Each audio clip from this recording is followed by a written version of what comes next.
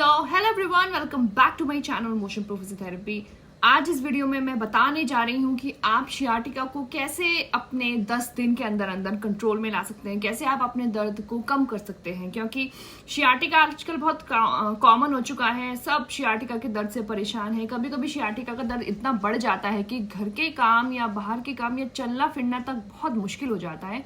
तो उस समय में हमें क्या करना चाहिए, हमें किन चीज़ों का इस्तेमाल करना चाहिए, क्या तरीका यूज़ करना चाहिए जिससे कि पेशेंट के पेन में कंट्रोल आए। तो इस वीडियो में मैं वही बताने जा रही हूँ, तो कृपया करके वीडियो को लास्ट तक ज़रूर देखिएगा, आपको इससे ज़रूर फ़ायदा होगा, ज़रूर लाभ पहुँचेगा। और अगर आप मेरे चैनल पे नए हैं तो प्लीज़ मोशन प्रूफ फिजियोथेरेपी में जाइए, चैनल को सब्सक्राइब कीजिए एंड बेल आइकन को ज़रूर प्रेस कीजिएगा अगर आप मेरे चैनल में नए हैं तो आइए फटाफट से वीडियो की शुरुआत करते हैं। So let's start our video. तो सबसे पहली चीज़, जब भी हमें शियाटिका की वजह से कमर में दर्द होता है या फिर कोई और कारण की वजह से जब कमर में दर्द होता है, तो सबसे पहले कमर को गर्म पानी के भाप की सेकाई देना बहुत ज़्यादा ज़रूरी है, जिसको कि हम बोलते हैं हॉट फोमेंटेशन। तो हॉट फोमेंटेशन सबसे पहले आपको अपनी कमर को देना है। तो वो आपको हमें कैसे देना है, तो सब कितने पेशेंट्स क्या करते हैं कि गर्म पानी की थैली ले आते हैं जिसमें वो बहुत ज़्यादा गर्म पानी करते हैं और फिर अपनी कमर पे लगाते हैं।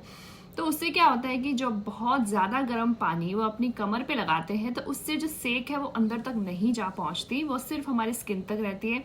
कभी कभी तो कितने पेशेंट अपनी स्किन को भी जला देते हैं इतना गर्म पानी सेक के। तो वैसा आपको कुछ नहीं करना है, आपको गुनगुना पानी लेना है। गुनगुना पानी से थोड़ा सा गर्म लेना है पानी, जितना आप टॉलरेट कर सकें। उसमें आपको एक टॉवल को डिप करना है। टॉवल को डिप करने के बाद अच्छे से निचोड़ के उसको आप कमर पे रखिए। तो उसको कमर पे रखने से क्या फ़ायदा होगा कि जो वो टॉवल जो गर्म पानी में डूबा हुआ था वो अंदर तक आपकी स्किन से अंदर मसल्स होती हैं, मसल को जाके जब आपकी सेक पहुंचेगी आपकी कमर को थोड़ा सा आराम मिलेगा। तो मैं आपको एक सिंपल सा उदाहरण भी देती हूँ। जैसे कि आप गैस में कुछ चीज़ जब पकाते हैं तो अगर आप बहुत ज़्यादा आँच कर देते हैं तो वो चीज़ जल जाती है, लेकिन वही चीज़ अगर आप स्लो आंच करके पकाते हैं तो खाना पूरी तरह से पक जाता है। ठीक है, तो कुछ इसी तरह से समझ लीजिए कि जितना ज़्यादा टेम्परेचर का पानी लेंगे उतना वो अंदर नहीं जा पाएगा, वो स्किन को बर्न कर देगा। लेकिन आप थोड़ा सा कम टेम्परेचर का पानी लेंगे सिकाई करने के लिए तो वो आपको धीरे धीरे अंदर तक बहुत अच्छी सिकाई देगा। तो आपको सबसे पहली चीज़ यही करनी है, आपको हॉट फोमेंटेशन का इस्तेमाल करना है। तो आपको कम से कम उसको 10-15 मिनट या आधा घंटे तक अच्छे से अपने बैक के ऊपर रखना है। अपनी टाइट जो आपके पैरों की मसल टाइट होगी उनके ऊपर रखिए, अच्छे से उसको सिकाई पहुंचाइए। सबसे पहले आपको कमर दर्द उठने के बाद करना है हॉट फोमेंटेशन। और अब आपको क्या करना है मैं बताती हूँ। अब आइए बात आती है एक्सरसाइजेस की और स्ट्रेच की। तो मैं आपको पहले ये जानकारी देना चाहती हूँ कि सबसे पहले तो आप अपनी शियाटिका का कारण रूल आउट करवाइए कि आपको शियाटिका किस वजह से हुआ है। क्या आपकी शियाटिका आपको डिस्क के निकलने की वजह से हुआ है या फिर लंबर कैनाल स्टेनोसिस की वजह से हुआ है। सबसे पहले आपको वो रूल आउट कराना है, उसके बाद आप ये एक्सरसाइजेस वगैरह स्टार्ट कीजिए।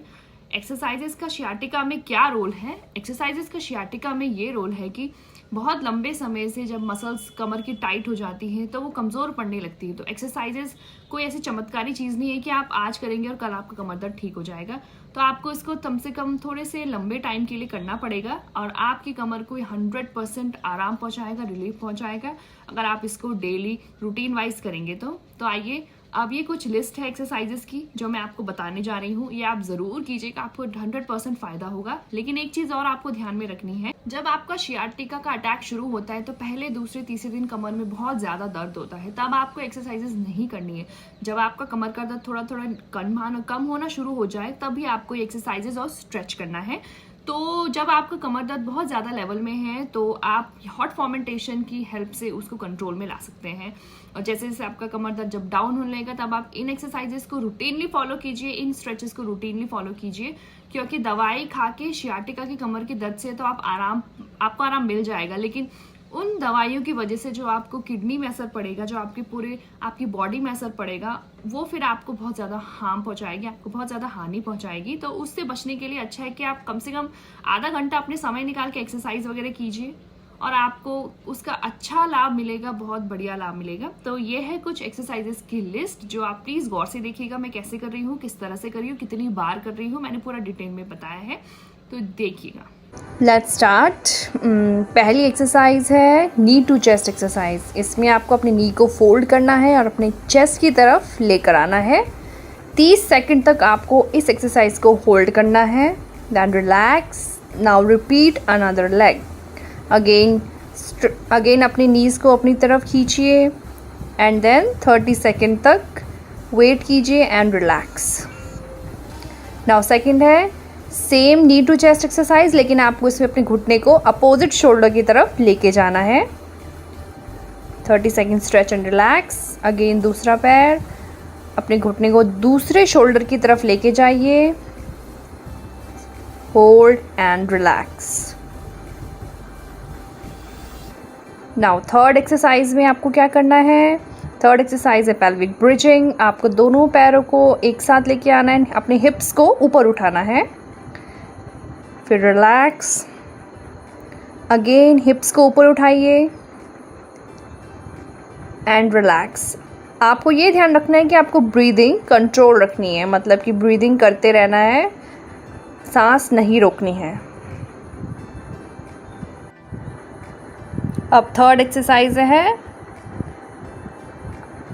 एब्डोमिनल्स के लिए, मतलब पेट की मसल के लिए। आपको दोनों हाथों को फोल्ड करना है चेस्ट के ऊपर और अपनी छाती को आगे की तरफ लिफ्ट करना है। फोर्थ स्ट्रेच है पायरिफॉर्मिस स्ट्रेच। इसमें आपको एक घुटने को मोड़ना है, दूसरे पैर को मुड़े हुए घुटने के ऊपर रखना है और खींचना है। अपनी थाइस को अपनी चेस्ट की तरफ लेके आइए, 30 सेकंड तक होल्ड कीजिए, ब्रीथ करते रहिए, देन रिलैक्स। नाउ अब दूसरे पैर के लिए अगेन आपको नीज़ बेंड करने हैं और अपने लेग्स को बेंट नी के ऊपर रखना है एंड थाई को पकड़ के अपनी तरफ खींचना है। ये है पायरिफॉर्मिस स्ट्रेच। कोई भी मसल अगर आपकी टाइट हो रखी है पायरिफॉर्मिस की तरफ से तो ये स्ट्रेच उसको लूज कर देगा। Now the exercise is cat and camel stretch. ये एक्सरसाइज स्पाइन के लिए, स्पाइन की मोबिलिटी के लिए बहुत ही ज़्यादा अच्छी मानी जाती है, जिसमें कि आपको पहले कैमल की पोजीशन में आना है, जिसमें कि आपको अपनी बैक में एक हम्प बनाना है, उसके बाद स्पाइन को डाउन करके चेस्ट ऊपर करना है। इस एक्सरसाइज के साथ प्लीज़ ब्रीदिंग मेंटेन रखिएगा। जैसे आप डाउन जा रहे हैं तो ब्रीद इन कीजिए, जब आप अप जा रहे हैं तो ब्रीद आउट कीजिए।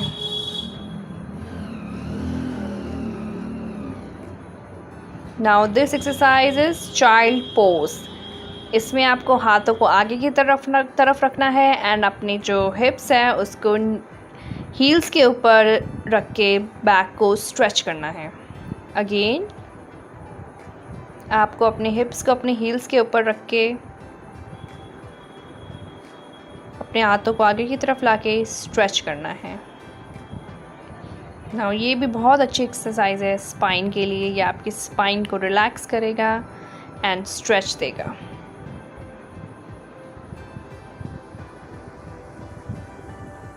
नाउ अब this exercise is spinal extension. इसमें आपको दोनों हाथों को स्ट्रेट रख के अपने स्पाइन को पीछे की तरफ लेके जाना है। ये एक्सरसाइज आपकी स्पाइन की मसल को स्ट्रॉन्ग करेगा। रिलैक्स। और अब इस एक्सरसाइज में आपको दोनों हाथों को पीछे रखना है, ये भी स्पाइनल एक्सटेंशन का पार्ट है, और अपनी चेस्ट को ऊपर करना है, ब्रीद इन करना है, जब चेस्ट डाउन तो ब्रीद आउट, रिलैक्स। अब ये एक्सरसाइज शियाटिक नर्व की मूवमेंट के लिए है, इसको शियाटिक नर्व फ्लॉसिंग भी कहते हैं। आपको सीटेड पोजीशन में आना है और पैरों को स्ट्रेट उठाना है एंड अपने पंजों को जब आप ऊपर की तरफ लेके जाएंगे तो हेड आपका पीछे जाएगा, पंजे जब आगे की तरफ जाएंगे तो हेड डाउन आएगा। इससे आपकी शियाटिक नर्व में बहुत अच्छी मोबिलिटी आएगी। अब जो ये स्ट्रेच है, इस स्ट्रेच में क्या होगा कि आपकी जो मसल्स है जो डीप टाइट हो रखी हैं उनको रिलैक्स मिलेगा एंड नर्व को भी डिकम्प्रेशन मिलेगा। आपको क्या करना है, आपको फिगर ऑफ 4 की पोजीशन में आना है, अगेन फिगर ऑफ 4 की पोजीशन में आना है एंड हाथों को अपनी नीज़ के ऊपर रखना है और बॉडी को हल्का धीरे धीरे आगे लेते आना है। होल्ड करना है 30 सेकंड के लिए एंड देन बैक। अब ये एक्सरसाइज है स्टैंडिंग हैमस्ट्रिंग स्ट्रेच। इसमें आपको स्ट्रेट खड़े रहना है, किसी चीज़ के ऊपर, कोई टेबल या स्टूल के ऊपर अपने पैरों को रखिए, पंजा अपनी तरफ खींचिए एंड बॉडी को आगे लेके आइए। अगेन पैरों को किसी सपोर्टेड चीज़ के ऊपर रखिए, पंजा अपनी तरफ खींचिए एंड बॉडी को धीरे धीरे आगे लेके आइए। 30 सेकेंड्स तक होल्ड कीजिए, देन रिलैक्स। तो जैसे कि आपने वीडियो में देखा, ये है एक्सरसाइजेस की कुछ लिस्ट जो आप प्लीज़ डेली रूटीन में फॉलो कीजिएगा और आपको ये बहुत अच्छा आराम देंगी अगर आप इसको टेक्निक से अच्छे से करेंगी और अगर आप इसको टाइमली रूटीनली फॉलो करेंगे तो 100% ये आपको शियाटिका में दर्द से निजात पाने के लिए और शियाटिका आपका कंट्रोल करने के लिए बहुत ज़्यादा हम आपकी मदद करेंगे। लेकिन अगर आपका शियाटिका का ग्रेड बहुत ज़्यादा है, अगर आपकी डिस्क पूरी तरह से निकल चुकी है, तब आपको इन एक्सरसाइजेस का कोई फ़ायदा नहीं होगा। मैं आपको पहले ही बता देती हूँ, क्योंकि जब आपकी डिस्क पूरी निकल के वो नर्व को दबाती है तो उसका लास्ट में एक ही चारा बचता है, ऑपरेशन। तो आपको सर्जिकली उस जो निकली हुई डिस्क है उसको ऑपरेट करके निकलवाना पड़ता है। तो वो नौबत ना आए बोल के ही हम शुरू में एक्सरसाइजेस हमको करनी चाहिए, जिससे कि डिस्क आगे जाके और ना निकले। तो ये है कुछ डिटेल शियाटिका के बारे में। शियाटिका के लिए ये बेस्ट एक्सरसाइजेस हैं, आप प्लीज़ इन्हें ज़रूर फॉलो कीजिए। तो ये थी जानकारी शियाटिका के बारे में, कैसे हम शियाटिका के दर्द को कंट्रोल में करेंगे, क्या एक्सरसाइजेस हैं जो शियाटिका में बेस्ट हैं। तो आई होप आपको मेरा वीडियो पसंद आया होगा एंड अगर आपको मेरा वीडियो पसंद आया तो please do like, subscribe and share to my channel and don't forget to press the bell icon.